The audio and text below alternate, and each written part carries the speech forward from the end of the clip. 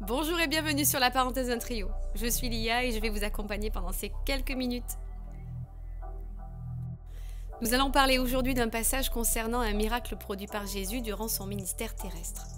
Vous pouvez le trouver dans le livre de Luc, chapitre 5, versets 17 à 26.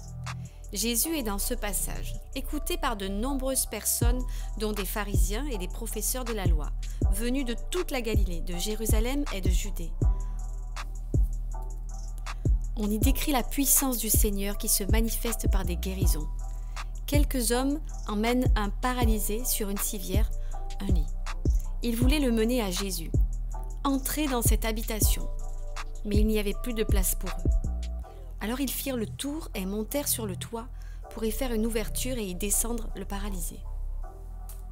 Dans certaines versions, il est indiqué qu'ils déplacèrent des kéramon, ce qui signifie céramique, alors que souvent on fait allusion à de la paille qui correspond aux matériaux traditionnels en Palestine à cette époque.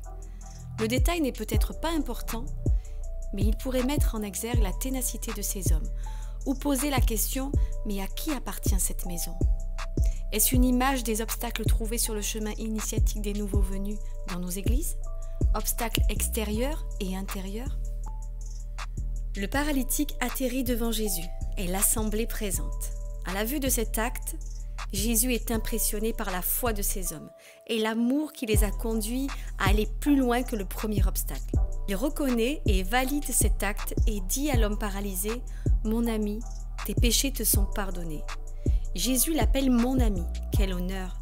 Pourtant l'homme n'a rien fait, rien dit. Il n'a pas fait d'offrande ni hébergé Jésus.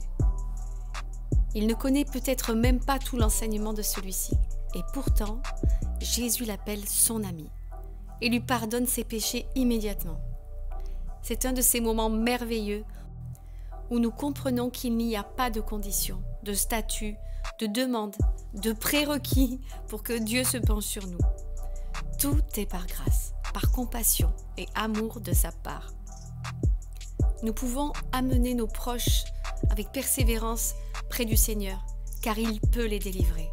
C'est lui qui convertit les cœurs, et il récompense aussi parfois notre foi en sa vie donnée pour nous par les conversions de nos proches. Après cette phrase, les spécialistes de la loi et les pharisiens se mirent à penser et dire « Qui est cet homme qui profère des blasphèmes ? Qui peut pardonner les péchés si ce n'est Dieu seul ?» Jésus connaît leurs pensées. Il prit la parole et leur dit « Pourquoi raisonnez-vous ainsi dans vos cœurs ? Qu'est-ce qui est plus facile à dire ? Tes péchés te sont pardonnés ou lève-toi et marche, afin que vous sachiez que le Fils de l'homme, et il souligne bien sa nature humaine ici, a sur la terre le pouvoir de pardonner les péchés, et là il souligne sa divinité. Je te l'ordonne, dit-il au paralysé, lève-toi, prends ta civière et rentre chez toi. Et l'homme a actionné sa foi, car il se lève et marche, il prend sa civière et repart chez lui en rendant gloire à Dieu devant tous. Chacun autour était dans l'étonnement, et ils rendaient gloire également à Dieu, remplis de crainte et disant qu'ils avaient vu des choses extraordinaires en ce jour. Les gens accueillent ce miracle et actionnent leur foi, tandis que les pharisiens et spécialistes de la loi, eux, ferment encore un peu plus leur cœur. Là encore s'accomplit la parole qui est dans Matthieu chapitre 13, verset 14. Et pour eux s'accomplit cette prophétie d'Ésaïe. Vous entendrez de vos oreilles et vous ne comprendrez point. Vous regarderez de vos yeux et vous ne verrez point. L'homme peut choisir de se fermer devant l'amour de Dieu ou d'ouvrir son cœur.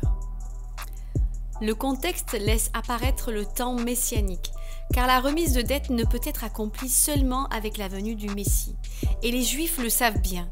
Donc, ce ne sont pas de simples paroles, elles déclenchent la colère des incrédules et l'espoir de tous ceux qui l'attendent.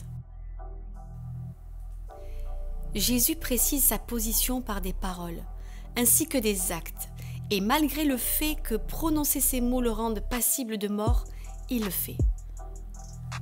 Contrairement aux pharisiens, il sait qu'il faut annoncer la vérité, car le temps de cette enveloppe charnelle lui est compté. Jésus montre, malgré sa haute position en Dieu, toujours de l'humilité, car il se présente bien souvent comme le Fils de l'homme, alors que beaucoup d'entre nous seraient tentés de dire en premier qu'il est le Fils de Dieu. Mais Jésus n'a pas à prouver qu'il est Dieu, mais qu'il est vraiment venu parmi nous, pour nous sauver par le biais d'un corps humain, pour que nous puissions avoir un exemple concret de ce qu'il convient de suivre dans nos vies. Du fait de son humanité vécue dans les mêmes conditions que nous, il peut nous comprendre. Je veux préciser que néanmoins, il nous a toujours compris. Son humanité est une raison supplémentaire de sa crédibilité à nos yeux. C'est uniquement une fois de plus pour nous. Car de son point de vue, il sait toutes choses.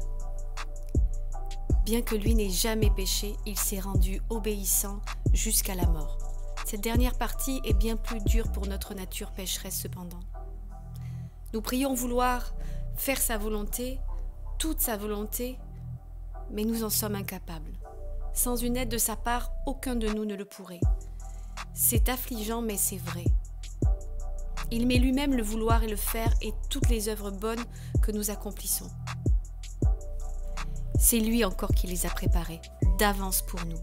Non, vraiment, nous n'avons aucun orgueil à en tirer. Notre chair est si rebelle, tellement à l'opposé de ce que l'esprit cultive en nous avec acharnement, ténacité et rigueur, que le Saint-Esprit de Dieu soit béni. Je ne sais pas comment il fait pour nous supporter. Et je me dis toujours après un tel constat, merci Seigneur. Sans toi, nous sommes perdus. Bon pour la fournaise. Dans ce texte, aujourd'hui, il y a beaucoup à retirer. On y parle de relation entre les personnes qui portent le paralytique et lui-même, de la relation que tous vont avoir avec Jésus dans ce passage, du miracle accompli et prodigieux et de l'importance de mettre notre foi en action dans l'obéissance. Rappelons-nous que le temps dans cette enveloppe nous est compté également. Alors ne nous décourageons pas pour annoncer la bonne nouvelle, la venue imminente de Jésus. Prions pour que ce soit nous qui changions, même si nos circonstances restent les mêmes. Voilà, il nous faut maintenant vous quitter et vous souhaiter de vivre tout ce dont nous parlons. N'oubliez pas de partager cette vidéo, de commenter et de mettre un petit j'aime histoire de nous soutenir. À très bientôt!